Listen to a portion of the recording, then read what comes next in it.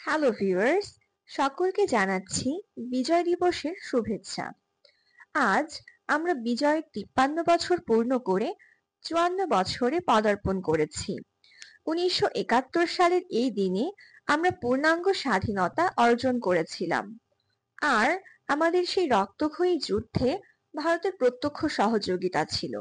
কিন্তু সেই সহযোগিতা কি শুধুমাত্র প্রতিবেশী দেশের প্রতি বন্ধুত্বের প্রকাশ ছিল, নাকি তাদের ভূরাজনীতির একটি অংশ ছিল, তা নিয়ে আমরা অন্য একটি ভিডিওতে বিস্তারিত আলোচনা করব। চলুন আজকের ভিডিওতে আমরা দেখে আসি ৭১-এর বিজয়ে প্রত্যক্ষ সহযোগিতা করা বন্ধুরাষ্ট্র ভারত আজ কেন আমাদের বেশিরভাগ বাংলাদেশির কাছে আর বন্ধুরাষ্ট্র নেই। কেনই বা আমাদের মধ্যে ভারত বিদ্বেষী মনোভাব তৈরি হয়েছে?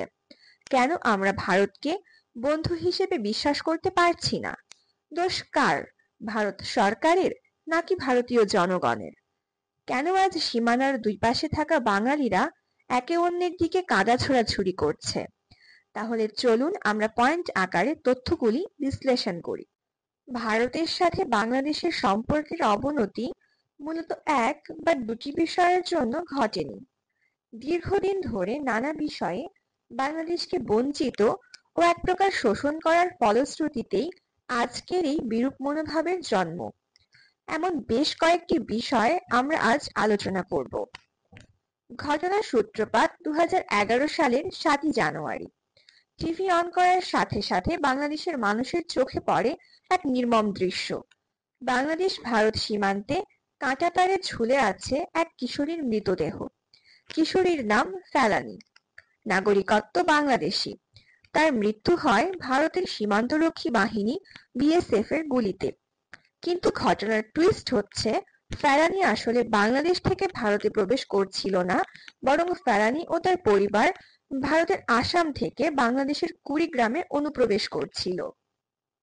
কাঁটাতারে ফেলানীকে গুলি করার পরও ৮ ঘন্টা ফেলানী জীবিত অবস্থায় ঝুলে থেকে অতঃপর মৃত্যুবরণ করে। তাকে জীবিত অবস্থায় নামিয়ে আনার ব্যবস্থা করলে ফেলানীকে বাঁচানো যেত। এই ঘটনায় বাংলাদেশ তো বটেই, পুরো বিশ্বে তোলপাড় শুরু হয়। কিন্তু মানবাধিকার লঙ্ঘনের এত বড় ঘটনাতেও গুলি করা সেই বিএসএফ জওয়ানকে মামলা থেকে খালাস দেয় ভারতের সুপ্রিম কোর্ট। এখান থেকেই বর্তমান জেনারেশনের মনে ভারত বিদ্বেষের সূচনা ঘটে। কারণ ফেলানী একজন বাংলাদেশি হিসেবে ভারতের আদালতে মানবাধিকার লঙ্ঘনের বিচার পায়নি। ৮ ঘন্টা বেঁচে থাকার লড়াই করেও সে চিকিৎসার সুযোগ পায়নি। এত বড় মানবাধিকার লঙ্ঘনের ঘটনা ভারত ভুলে গেলেও বাংলাদেশ আজও ভোলেনি। বর্তমান প্রজন্মের মধ্যে ভারত বিদ্বেষী মনোভাব তৈরি হওয়ার আরও একটি গুরুত্বপূর্ণ কারণ বাংলাদেশের সাথে ভারতের পানি বণ্টন চুক্তির বাস্তবায়নের অনীহা। বাংলাদেশের প্রায় সকল বড় নদী ভারত থেকে বাংলাদেশে প্রবেশ করেছে। আন্তর্জাতিক ওয়াটার ডিস্ট্রিবিউশন ল অনুযায়ী প্রতিটি নদীর পানিতে দুই দেশেরই অধিকার রয়েছে। কিন্তু ভারত নিয়ম বহির্ভূতভাবে নদীর গতিপথে বাঁধ নির্মাণ করে শুষ্ক মৌসুমে পানি আটকে রাখে এবং বর্ষা মৌসুমে আমাদের নদীগুলির ধারণ ক্ষমতার চেয়েও বেশি পানি ছেড়ে দেয়। ফলে শুষ্ক মৌসুমে খরা এবং বর্ষায় বাংলাদেশে বন্যার সৃষ্টি হয়। ১৯৯৬ সালের ১২ ডিসেম্বর স্বাক্ষরিত ফারাক্কা পানি বণ্টন চুক্তি অনুযায়ী আগামী ৩০ বছর পর্যন্ত পানির প্রবাহ ৫০,০০০ থেকে ৭০,০০০ কিউসেক থাকলে দুই দেশ সমান পরিমাণ পানি পাবে। প্রবাহ ৭০,০০০ কিউসেক বা তার বেশি থাকলে বাংলাদেশ পাবে ৩৫,০০০ কিউসেক এবং বাকি পানি ভারত পাবে। কিন্তু চুক্তি স্বাক্ষরের ২৮ বছর হয়ে গেলেও বাংলাদেশ চুক্তি অনুযায়ী পানি কোনো বছরই পায়নি। ফারাক্কা ছাড়াও বাংলাদেশের জন্য ভারতের আরও একটি অভিশাপ হচ্ছে তিস্তা বাঁধ। ১৯৮৩ সালের অস্থায়ী চুক্তি অনুযায়ী বাংলাদেশ পাওয়ার কথা ছিল ৫,২৭৫ কিউসেক পানি, আর ভারতের পাওয়ার কথা ছিল ৫,৭০৫ কিউসেক পানি। কিন্তু শুষ্ক মৌসুমে ভারতের গজলডোবা ব্যারেজ থেকে তিস্তায় পানি প্রবাহ থাকে মাত্র ৫০০ কিউসেক। এবং কখনো কখনো এরকম, যেখানে শুষ্ক মৌসুমে আমাদের প্রয়োজন ৮,০০০ কিউসেক পানি। ফলাফল শস্যের ক্ষতি, যা একটি কৃষিপ্রধান দেশের অর্থনীতি ভেঙে দিতে যথেষ্ট। আবার ভারত এতেই থেমে থাকে না। বর্ষা মৌসুমে যেখানে তিস্তার পানি ধারণ ক্ষমতা থাকে 10,000 থেকে 15,000 কিউসেক, সেখানে গজলডোবা থেকে তিস্তায় পানি প্রবেশ করে 20,000 থেকে 50,000 কিউসেক এবং কখনো কখনো 70,000 কিউসেক বা তারও বেশি।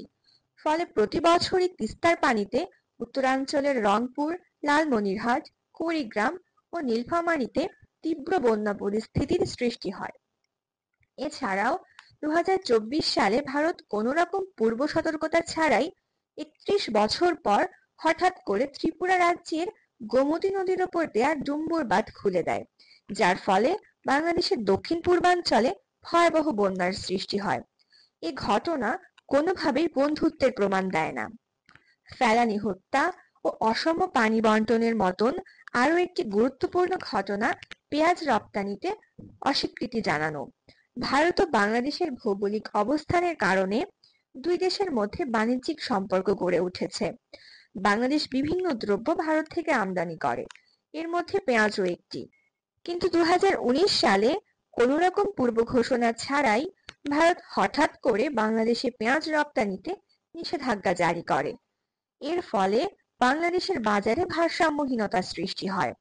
50 টাকা কেজির পেঁয়াজ ক্রেতাদের 200 থেকে 250 টাকা কেজিতে কিনতে হয়। ফলে ভোক্তাদের মনে ভারতের প্রতি নেগেটিভ মনোভাবের সৃষ্টি হয়।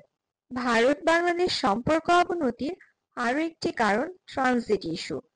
বাংলাদেশের 3 পাশে ভারতের অবস্থান হওয়ায় ভারতের মূল ভূখণ্ড ও উত্তর পূর্বাঞ্চলীয় সেভেন সিস্টার্সের সাথে পণ্য পরিবহনে ভারত বাংলাদেশের কাছ থেকে স্থল ও জলপথে ট্রানজিট সুবিধা নিয়ে থাকে। যেমন পশ্চিমবঙ্গ থেকে ত্রিপুরায় পণ্য পরিবহনে ভারতীয় পণ্যবাহী যানবাহন বাংলাদেশের বেনাপোল দিয়ে প্রবেশ করে এবং ব্রাহ্মণবাড়িয়ার আখাউড়া দিয়ে ত্রিপুরায় প্রবেশ করে। এমনভাবে বাংলাদেশের বেনাপোল, আখাউড়া, তামাবিল, ডাউকি, শাহবাজপুর, লালমনিরহাটের বুড়িমারি, চট্টগ্রাম ও মংলা সমুদ্র বন্দর সর্বত্রই ভারত ট্রানজিট সুবিধা ভোগ করে। কিন্তু বাংলাদেশকে নেপাল ও ভুটানের সাথে যোগাযোগে ভারত ট্রানজিট সুবিধা দেয় না। ফলে এই দুই দেশের সাথে বাণিজ্যিক সম্পর্ক স্থাপন যেমন বাধাগ্রস্ত হচ্ছে, তেমনি বাংলাদেশের মানুষের এই দুই দেশ ভ্রমণেও অতিরিক্ত টাকা খরচ করতে হচ্ছে। ভারত বাংলাদেশ সম্পর্কের শীতলতার আরও একটি বড় কারণ ভারতের আদানি গ্রুপের সাথে বিদ্যুৎ সরবরাহ চুক্তি।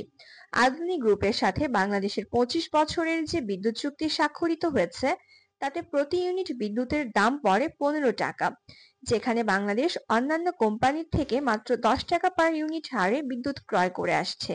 এছাড়াও ইন্টারন্যাশনাল পাওয়ার এগ্রিমেন্টগুলির প্রেক্ষাপটে বাংলাদেশ পাওয়ার ডেভেলপমেন্ট বোর্ড এবং আদানি পাওয়ার গ্রুপের মধ্যে স্বাক্ষরিত পিপিএ বা পাওয়ার পারচেজ এগ্রিমেন্ট অত্যন্ত অদূরদর্শিতার পরিচয় বহন করে। আবার 31শে অগস্ট 2024 আদানি গ্রুপের কোনো পূর্ব ঘোষণা না দিয়ে হঠাৎই বাংলাদেশে বিদ্যুৎ সরবরাহ অর্ধেকে নামিয়ে আনাতেও বিক্ষুব্ধ বাংলাদেশের জনগণ।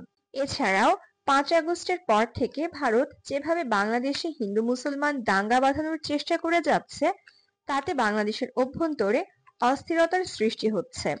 ঠিক যেন ভারত বাংলাদেশে হায়দ্রাবাদ ঘটনারই পুনরাবৃত্তি ঘটানোর ষড়যন্ত্র করে যাচ্ছে।